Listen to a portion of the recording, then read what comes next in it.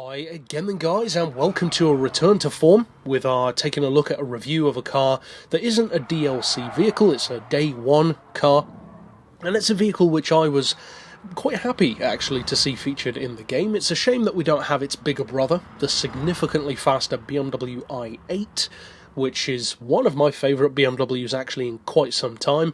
And this one also, in a funny kind of way, is one that I do like very much. Now, both of the i models are fairly expensive, both in the game and in the real world. Of course, the i8 not being in the game, but if it were, I have no doubt it would be a six-figure vehicle. Now, this one is a 50 grand car, and to get the main thing out of the way first, the biggest downside, as we've discussed before, as many of you guys know, this is one of the quintessential examples of a car alongside the Ferrari P4 and the Jaguar XJ13 and a couple of others too, which does not deserve or justify being in Group X. Because there is quite simply no reason, and even if this car had, say, 250 horsepower, which incidentally it can when you upgrade it, it's still not fast enough to really beat anything. In fact, it's pretty much the slowest car in the game. Even the Samba bus can be tuned to outrun this thing. So it's kind of weird that this car isn't featured in N200, for instance, because it has 167 horsepower, so just over the threshold, I believe, for N100. But of course you could lower it into that, and with just under 250 horsepower maximum, that could potentially bump it up close to N300, but probably more so at the peak of N200. Now, as far as torque, it actually has more torque than power, 184 pound-feet, and it's not quite as lightweight as you might think. It weighs 1,260 kilos, which isn't too bad, of course. It's got a lot of tech packed in there, but it's not as light as you'd probably assume it would be, given the appearance of the car. Now, the vehicle is rear-wheel drive, but if you haven't bought Gran Turismo Sport yet, if you don't perhaps own a PS4, which I know some of you guys don't, you're still playing Gran Turismo 6 or whatever it may be, which is, of course, fair enough. Might as well play it while you can before they shut the servers down. This car, if you want to experience what it's like, is very, very similar in some ways to the Audi A2, which is featured as recently as Gran Turismo 6 and a couple of previous ones as well. In fact, I believe it was first included on GT4, and that car has a very similar shape, a very similar design, but of course the Audi came out much, much earlier, well over a decade before, in fact, almost 2 decades before, and the performance is fairly similar.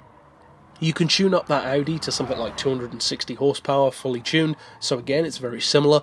And even the handling, despite the fact that the Audi is front-wheel drive and even lighter than this one, and this is mid-engine rear-wheel drive, they're surprisingly similar. They both have this kind of floaty skittishness to the handling. As you can see a few times in this video, the handling can get surprisingly squirrely for a car that isn't all that quick.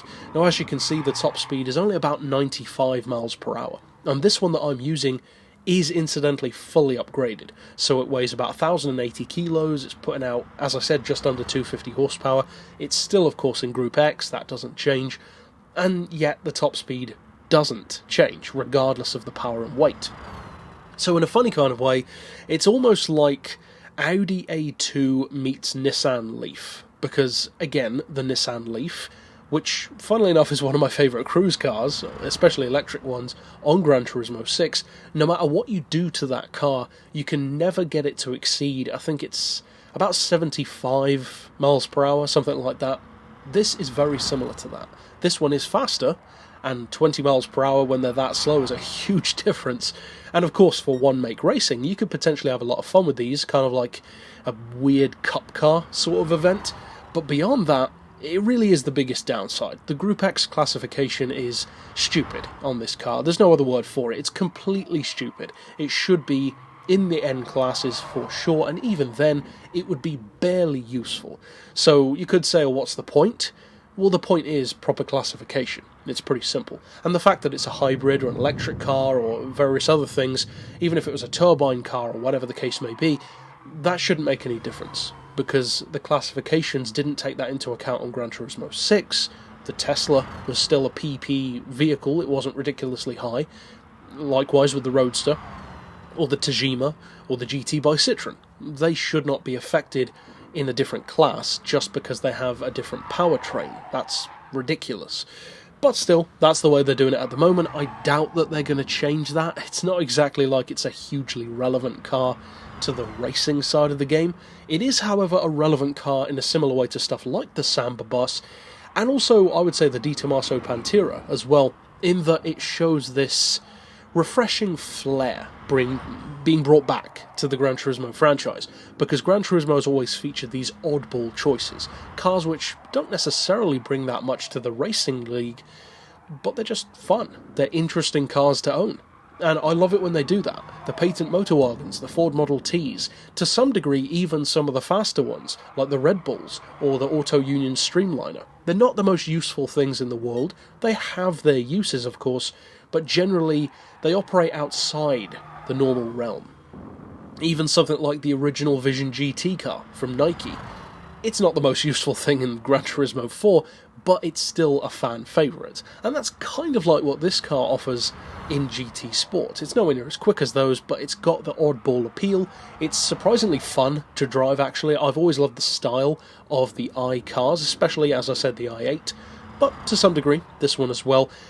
Don't get your hopes up too high. For 50 grand, there are most definitely quicker things out there. There are quicker things for a lot less, and there are definitely more useful things for a whole lot less. So this is a car which, in summary, I would say only buy it if you know what you're getting in for, and if you just have a spare 50 grand lying around and you want to buy something just for the fun of it.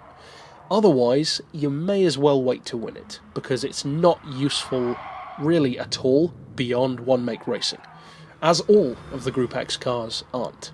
But that's it for this review overall. It's taken quite a while to get around to this one, but it's one which I definitely looked forward to reviewing, even though it's a bittersweet review, ultimately, because of its classification. But that's it for this pick, of course. I'll see you guys next time, and for now, as always, thanks for watching.